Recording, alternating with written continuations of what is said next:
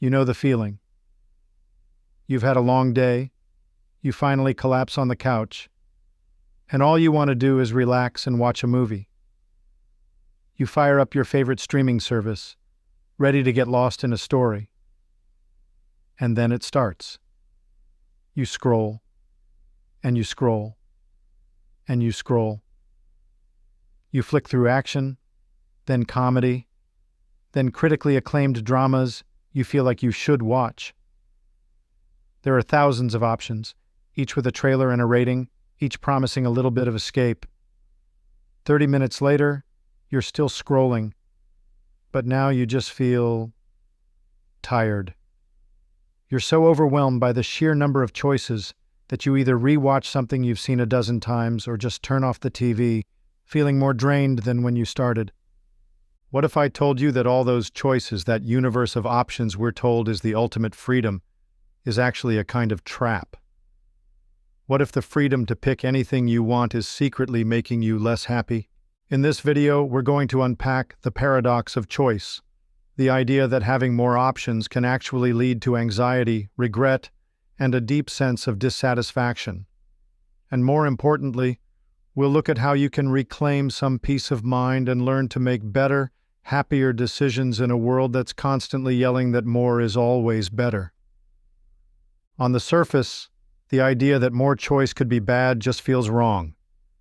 It goes against the grain of modern life. A core belief in many Western societies is that freedom is the ultimate good.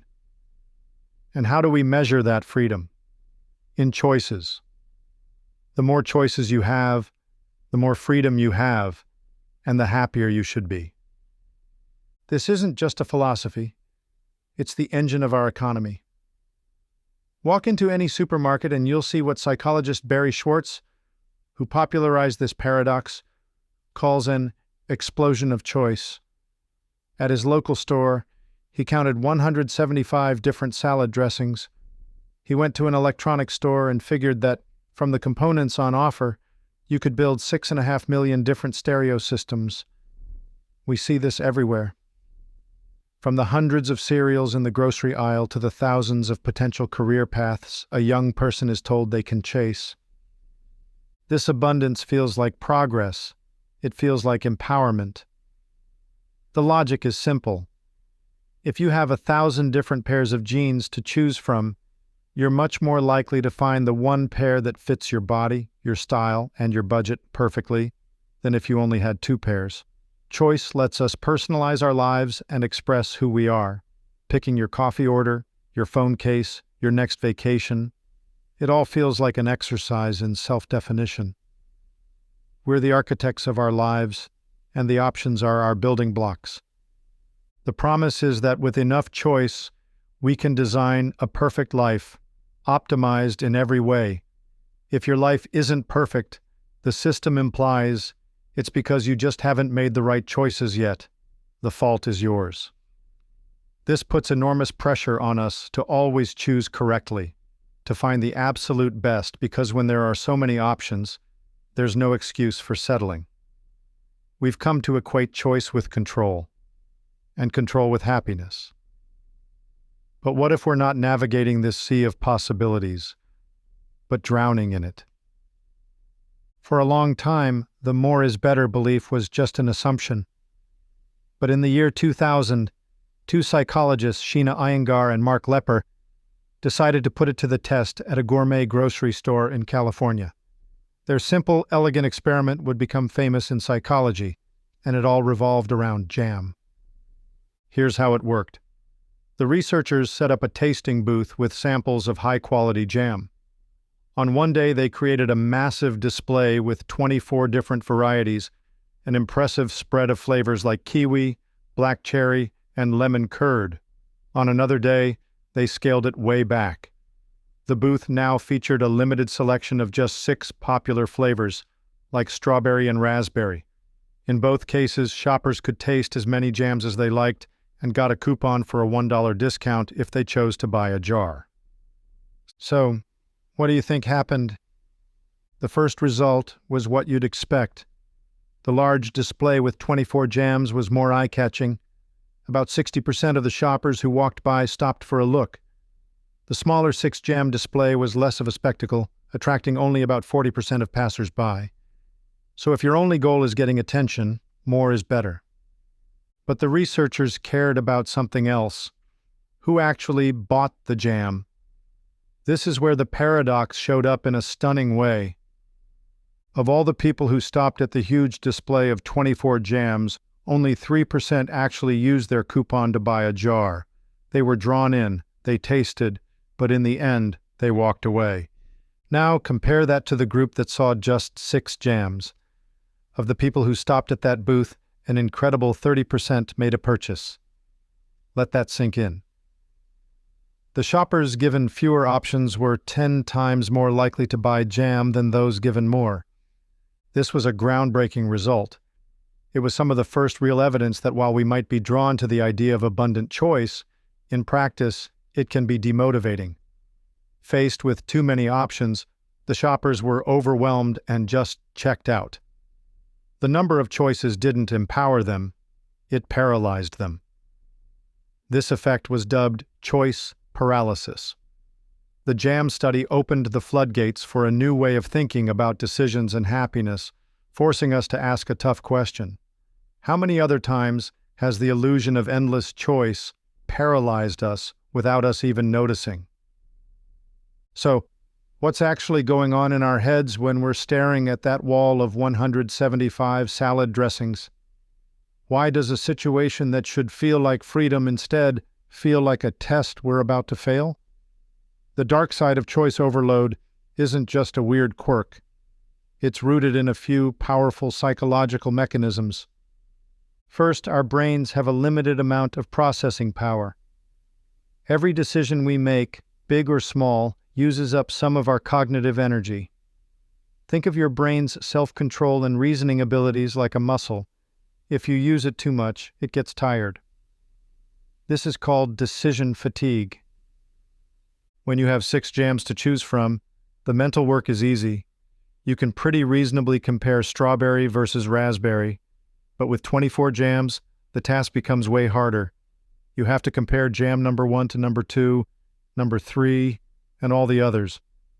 The number of possible comparisons explodes, and your brain just gets exhausted. This cognitive overload leads straight to analysis paralysis. Overwhelmed by the sheer volume of information, your brain's defense mechanism is to just quit. It's easier to make no choice than to do the hard mental work of finding the right one. This is why you scroll Netflix for an hour and give up, or why some studies show that employees offered too many retirement investment options are actually less likely to save for retirement at all. The mental cost of deciding feels bigger than the reward. The second ghost that haunts us is regret. With more options comes a greater opportunity cost. That's the value of all the things you didn't choose. If you pick from 3 options, you give up 2 alternatives. But if you pick from 100, you're actively rejecting 99 other possibilities. Each of those rejected options is a path not taken, a potential for a slightly better outcome. This makes it incredibly easy to second-guess yourself. Even if the vacation you picked is amazing, your mind can't help but wonder if one of the other 50 places you looked at might have been even better. The sheer number of alternatives almost guarantees that some of them will have features your choice lacks, creating the perfect recipe for buyer's remorse. Even more powerful is anticipated regret, the fear of future regret that can stop you in your tracks. You think, what if I buy this car and a better, cheaper one comes out next month? This fear of missing out, or FOMO, gets magnified as the number of options grows. The pressure to make the single best choice becomes so intense that any decision feels like a potential failure. The third big problem is that more choice inflates our expectations. When you only have a couple of options, your expectations are reasonable. If you find something that's good enough, you feel satisfied. But when the world offers you 500 different headphones, you start to believe the perfect one must be out there. A merely good option no longer feels good. It feels like a compromise, a sign that you failed to choose wisely. Think back to the salad dressing. If there are only 3 Italian dressings and you pick one that tastes pretty good, you're probably happy. But if there are 175 dressings, you now have a new burden. The responsibility to find the absolute best one. When you get home and the one you picked is just pretty good, you feel a little disappointed. The world promised perfection, and all you got was okay. This gap between our sky-high expectations and the reality of our choices is a direct path to unhappiness. The paradox is that the very thing that raised our expectations, all the choice, is what ensures we will almost always be let down. To really get how this paradox affects you, it helps to know your own decision-making style. Barry Schwartz identifies 2 main types, maximizers and satisficers. Figuring out which one you are can be a real eye-opener. A maximizer is someone who feels they have to make the absolute best choice possible. Before buying a laptop, they'll spend weeks reading every review and comparing every spec sheet. They are driven by the need to ensure their choice is truly optimal, and they're haunted by the possibility that a better option is still out there. A Satisficer, on the other hand, just wants something good enough. A Satisficer has a set of standards in mind. When they look for a new laptop, they might think, I need good battery life, a decent keyboard, and a screen over 13 inches, all for under $1,000. They'll search for options, and as soon as they find the first one that meets all their criteria, the search is over. They choose and move on without worrying about whether a slightly better model exists somewhere else. It's important to know that satisficing isn't settling for mediocrity. A Satisficer can have very high standards. The difference is their goal is to meet those standards, not to find the one best thing in the universe. As you can guess, maximizers are the primary victims of the paradox of choice. Their hunt for the best exposes them to the full force of choice overload. And because their standards are so high, research has suggested that maximizers, despite sometimes getting objectively better outcomes, tend to be less happy with their decisions.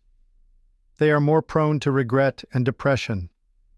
They might get a slightly better result, but they often feel worse about it.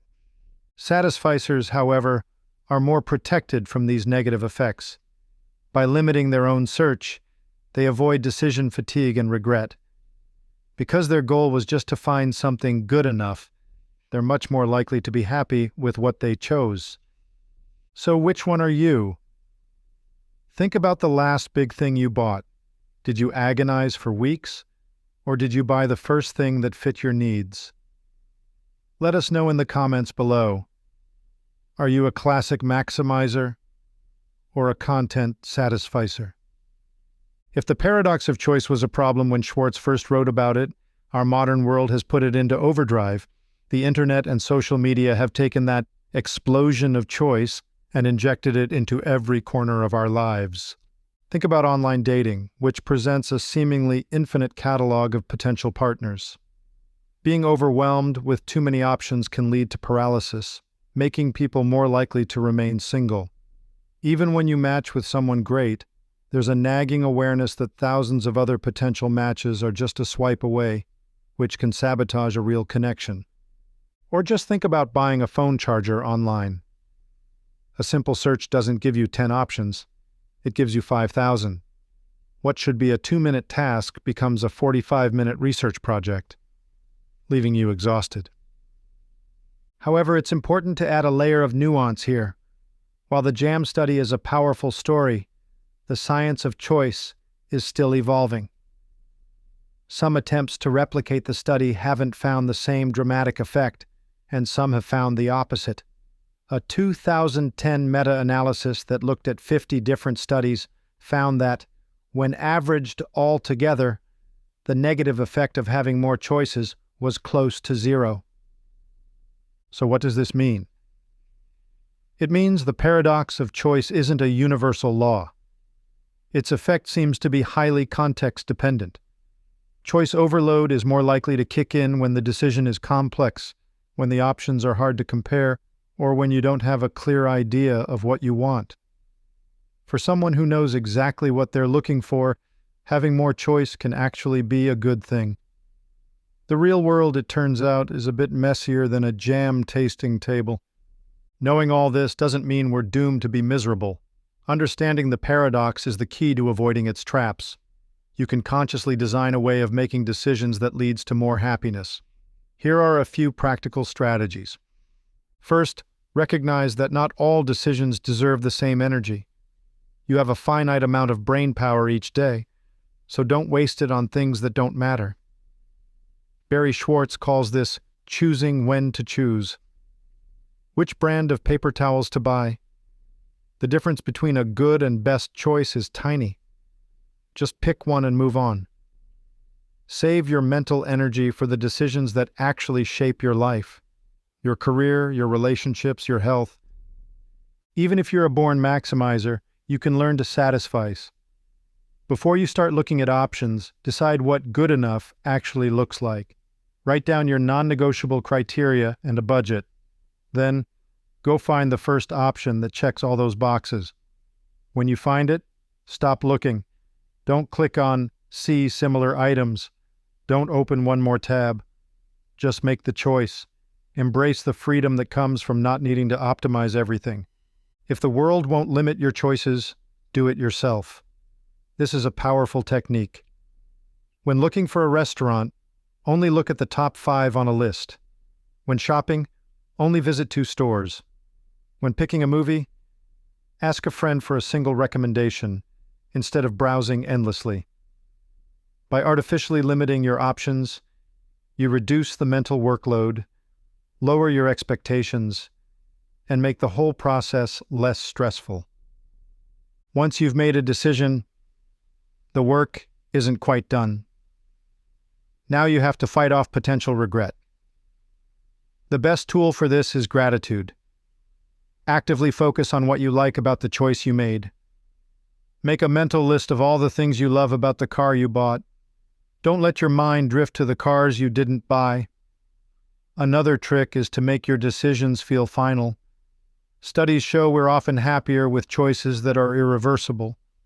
When we know we can't go back, our psychological immune system kicks in to help us rationalize our choice and feel better about it. So once you choose, commit to it. If this video helped you understand your own mind a little better, make the easy choice and hit that like button. For more videos that explore the psychology behind our daily lives, subscribe and ring the bell so you don't miss the next one.